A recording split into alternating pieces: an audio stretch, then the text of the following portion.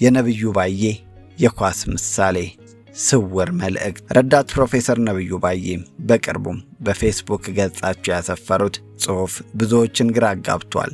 ቴዲ አፍሮን ስም ባይጠቅሱም ብዙዎች መልእክቱን ወደ እርሱ እንደተወረወረ ያምናሉ። የሼፊልድ ዌድnesday ደጋፊ ሆነሽ ለትንሳኤ የሼፊልድ ዋንጫ ዘፈን አውጥተሽ ሁሉም የሊጉ ቡድኖች ደጋፊዎች በዘፈኔ ይደንሳሉ ብለሽ ከጠበቅሽ ዓለሙንም ኳሱንም በሰመመን ነው የምታየው ይላል ጽሑፉ። ይህ መልእክት ቴዲ አፍሮ ስለ ሀገሪቱ ተጨባጭ ሁኔታ ሳይረዳ በራሱ ሰመመን ውስጥ ሆኖ የሚዘፍን እንደሆነ የሚወርፍ ይመስላል። ነብዩም ኳስ ጨዋታው በሚታይበት ቀን እየተኛሽ ማታ በስካር መንፈስ በምታዩ የሃይላይት ዘገባ ለመተንተን እንዳትሞክሪ ሲሉ ቴዲ አፍሮን ከሀገራዊ እውነታ የራቅ አድርገው ሊስሉት ሞክረዋል። ከነብዩ ባዬ መልእክት ባልተናነሰ መልኩ የታዋቂው የሙዚቃ አቀናባሪ ካሙዙ ካሳ ግጥም ውጥረቱን ወደ ሌላ ምዕራፍ አሸጋግሮታል። ካሙዙም የብልጽግና ፓርቲ እጩ መሆኑ ደግሞ መልእክቱ የመንግስት ድምፅ እንደሆነ እንዲታሰብ አድርጓል። ጥበብና ትንቢት ኢቶሪካ የቴዲ አፍሮ አዲሱ ጉዞና የከያንያኑ ፍጥጫ። ኢትዮጵያ ውስጥ ከ7 ዓመታት በላይ የዘለቀ ዝምታን ሰብሮ መውጣት የሚችለው ማን ነው? የሙዚቃ መሳሪያዎች ድምፅ ሳይሰማ፣ የግጥም ስንኞች ሳይፈሱ በህዝብ ልብ ውስጥ እንደ ንጉሥ የነገሰ ያ አንድ ሰው ቴዎድሮስ ካሳሁን ቴዲ አፍሮ። ዛሬ የምንነግራችሁ ስለ አዲሱ አልበም ብቻ አይደለም፣ በአልበሙ ዙሪያ ስለተፈጠረው ከባድ ውጥረት ጭምር እንጂ። ቴዲ አፍሮ ለምን ዘገየ? አዲሱ አልበም በፖለቲካው ረገድ ላይ ምን አይነት ማዕበል ይዞ ይመጣል? ከካሙዙ ካሳ የግጥም ስላቅ እስከ ረዳት ፕሮፌሰር ነብዩ ባዬ ምሳሌያዊ ተቃውሞ ቴዲ አፍሮ ምን ሊል ፈልጎ ነው እንዲህ ብዙዎችን እንቅልፍ የነሳው? ዛሬ በጥልቀት እንመረምራለን። ውድ የውስጥ አዋቂ ዩቲዩብ ቻናል ቤተሰቦቻችን እንደምን አላችሁ? በቻናላችን ከላይ የሚታየውን ገብሱን ሳይሆን ውስጡን የሚካሄዱ እውነታዎችን፣ መረጃዎችንና ትምህርቶችን ልንነግራችሁ ተዘጋጅተናል። እውነትን ከምንጩ መረዳትና ማወቅ ሲፈልጉ የውስጥ አዋቂ ዩቲዩብ ቻናል ቤተሰብ ሆኖ እኛ ጋር መረጃ ብቻ ሳይሆን እውነት አለ። ሰብስክራይብ በማድረግ ይወዳጁን። ከግርግሩ ጀርባ ያለው ሰው። ብዙዎች ቴዲን በመድረክ ላይ ያውቁታል፣ በሚሊዮኖች ፊት ሲዘመር፣ በሰንደቅ ዓላማ ሲታጀብ። ነገር ግን ከካሜራ ጀርባ ያለው ቴዲ ፍጹም የተለየ ነው። ቴዲ አፍሮ የቤት ሰው ነው። የሚስቱ አምለሰት ሚና ቀላል አይደለም።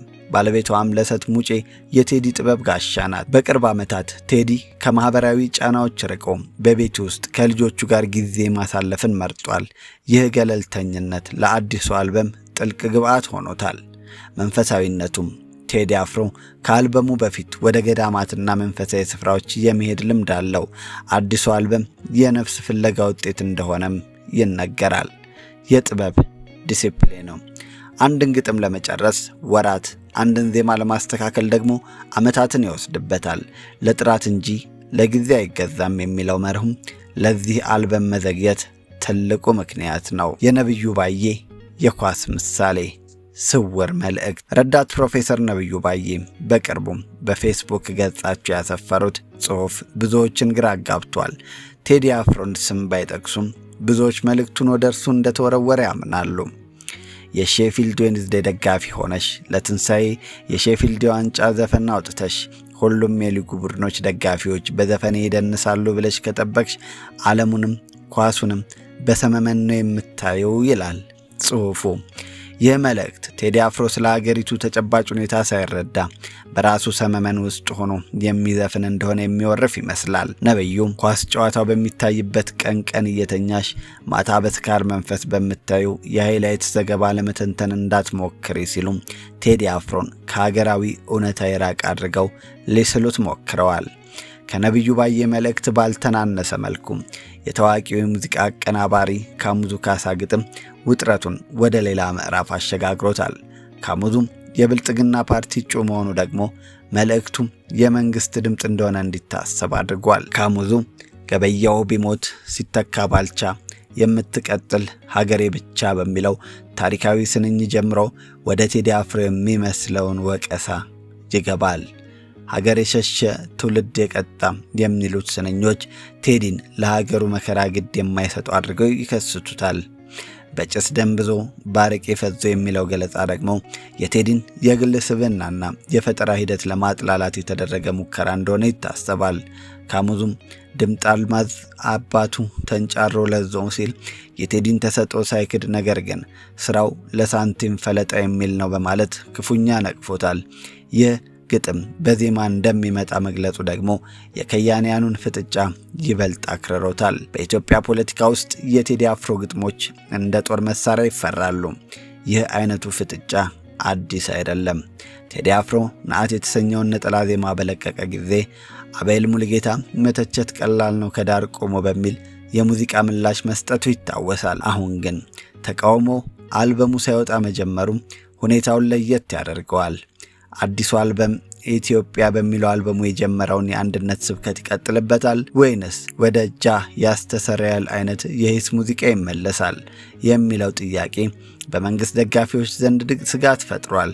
የቴዲ ሙዚቃ ሲወጣ የፖለቲካ አጀንዳዎች ይቀየራሉ። አልበሙ ምን ይዞ ይመጣል? በቅርብ ከሚሰሙ መረጃዎች መረዳት እንደሚቻለው እንደ ጥቁር ሰው ሁሉ ያልተዘመሩ የኢትዮጵያ ጀግኖችን የሚያወድሱ ዜማዎች ይኖራሉ። እንዲሁም በጦርነት ለደከመች ሀገር የሰላም ጥሪ የሚያደርጉ ግጥሞች የአልበሙ ማዕከል እንደሚሆኑ ይጠበቃል። የኢትዮሪካ አልበም ገና ሳይለቀቅ እንዲህ ያለ ከፍተኛ መነጋገሪያና ውጥረት መፍጠሩም የብዙዎችን ቀልብ ስቧል። በጉጉት የሚጠበቀው የቴዲ አፍሮ አልበም ኢትዮሪካን አስመልክቶም ሚያዝያ 6 ቀን 2018 ዓ.ም ሊሰጥ የነበረው ጋዜጣዊ መግለጫ በይፋ መታገዱ የአልበሙን መውጣት ውጥረት ከፍ አድርጎታል። የተገኘው መረጃ እንደሚያመለክተው ደግሞ ቴዲ አፍሮ ከተለያዩ ጋዜጠኞች ጋር የሚያደርገውን መግለጫ በቀጥታ ለማስተላለፍ ከአርቲስት ቲቪ ጋር ስምምነት ተፈራርሞ የነበረ ቢሆንም ነገር ግን ማንነታቸው ያልተገለጸ አካላት በጣቢያው ላይ በጣሉት ጥብቅ እገዳ ምክንያት የቀጥታ ስርጭቱ እንዲቋረጥ ተገዷል። በብዙዎች ዘንድ በናፍቆት የሚጠበቀው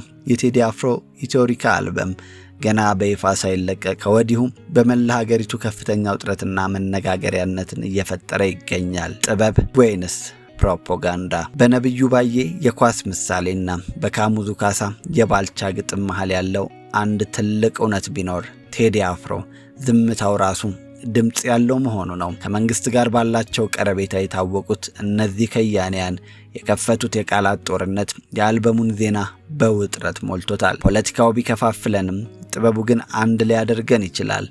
ቴዲ በግል ሕይወቱ የገነባው ሰላም በሙዚቃው በኩል ወደኛ ይፈስ ሲሆን መልሱን ለአልበሙ እንተዋለን። ነገር ግን ታሪክ እንደሚነግረን ጥበብን በስልጣን ኃይል ማፈን አይቻልም። ቴዎድሮስ ካሳሁን ድምጹን ሲያሰማ የኢትዮጵያ የጥበብ ሰማይ እንደገና ይበራል። የቴዲ አፍሮ አዲስ አልበም ለእናንተ ምንድን ነው? የታሪክ ትምህርት ወይንስ የፖለቲካ መፈክር? በኮሜንት መስጫው ላይ ሐሳባችሁን አጋሩን። ቪዲዮውን ላይክ እና ሼር ማድረጋችሁን አይርሱ። ቻናላችንን ሰብስክራይብ በማድረግ ደግሞ ቤተሰብ ይሁኑ። ለዛሬ በዚሁ አበቃን። ስለተከታተላችሁን እናመሰግናለን። ሰላም ለሀገራችን።